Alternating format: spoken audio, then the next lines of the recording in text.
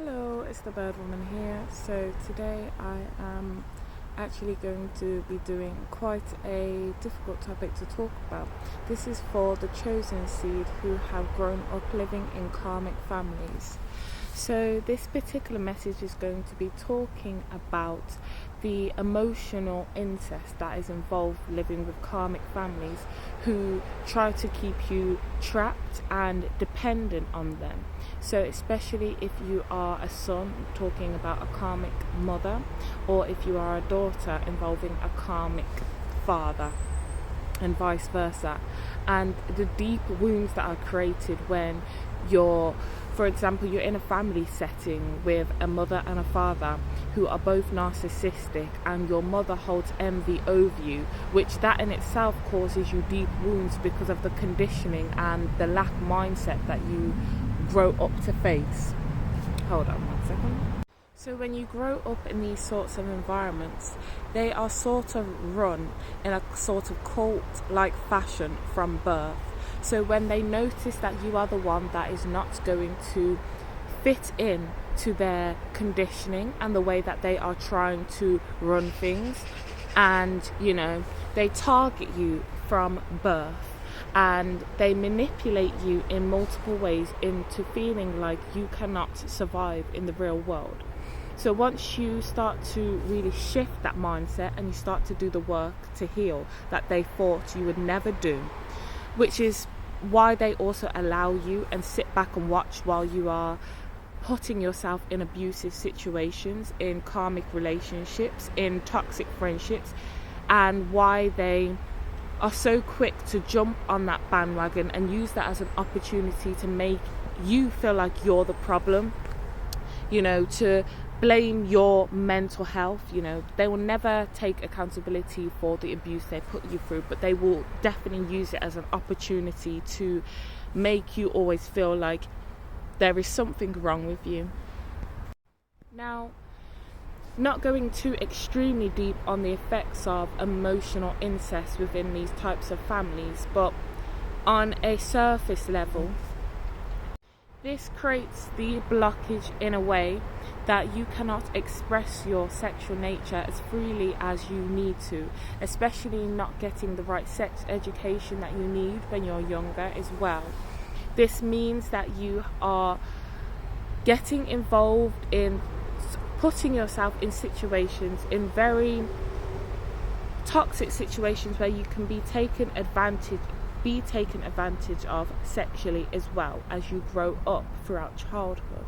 And why this particular type of abuse is so malicious is because essentially both your karmic mother and father do not want anyone else to have you as such. They don't want anyone else to be near you. They don't want to see you married and in a healthy relationship. So they must make sure you don't take care of yourself. You don't have time. You don't have an opportunity to take care of yourself. They must make sure you feel like you don't have anything to offer to the table, So I've actually done some deep diving on this sort of stuff, especially subliminal mind control. So it's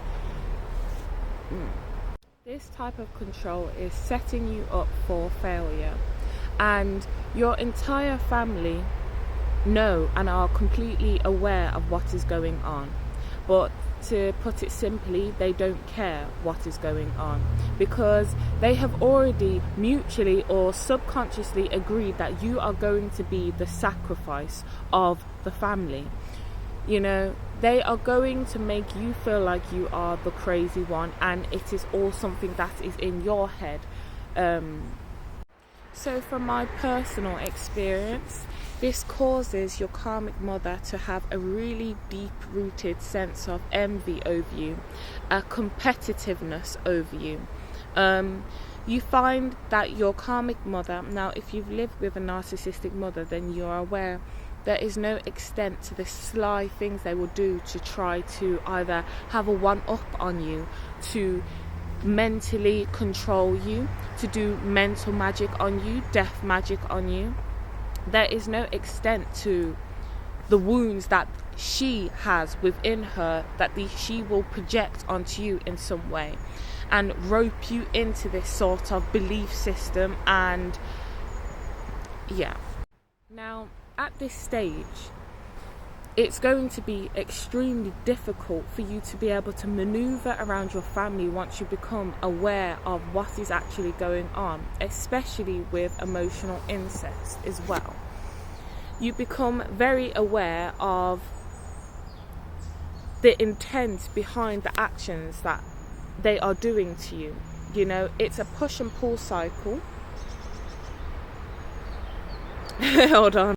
Sorry, bear with me. This message is pretty hard to kind of get out right now. You know, it's very difficult, but I'm going to push for it. So, your father might have started to do things when you were younger, like controlling what it is you wear, especially if what you wear as a child was not inappropriate at all. So it would be small things like controlling what you wear. And especially if you're in a golden child scapegoat dynamic, you'll find, and if it's, you know, opposite genders, you'll find that the treatment is not the same regardless if it's a golden child and scapegoat dynamic, and especially if it's a male and female child. But as you get older, you find that you have to suppress your sexuality. You have to suppress your, you know, expressing the way you express yourself through your clothes, the clothes that you wear. You know, you have to wear certain things and cover yourself in certain ways because you know. Now, if you feel like the people around you are making you uncomfortable because of the clothes you decide to wear, the problem is not you, it is them. At this stage, it is going to be vital for them to try to get you put down because you are becoming too aware of what is going on. So you need to be very careful with how you are making them aware that you know. And they are going to know that you know something is wrong at this stage because of the way that you've pulled back your energy. So they are going to be attempting to band with other people to kind of say, this is evidence of how she has acted her entire life.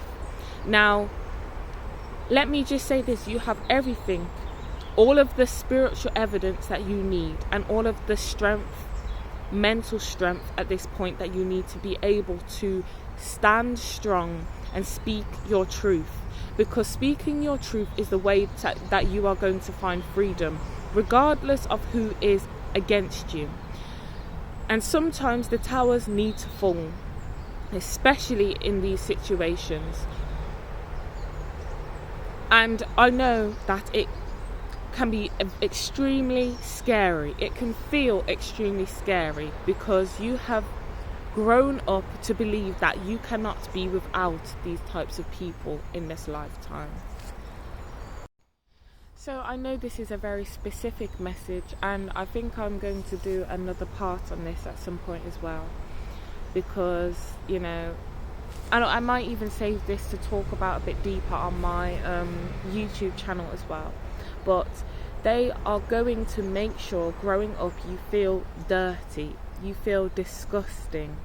You know, they are going to humiliate you and expose you in ways that you cannot even understand or imagine at the time, until one day it clicks because you have awakened.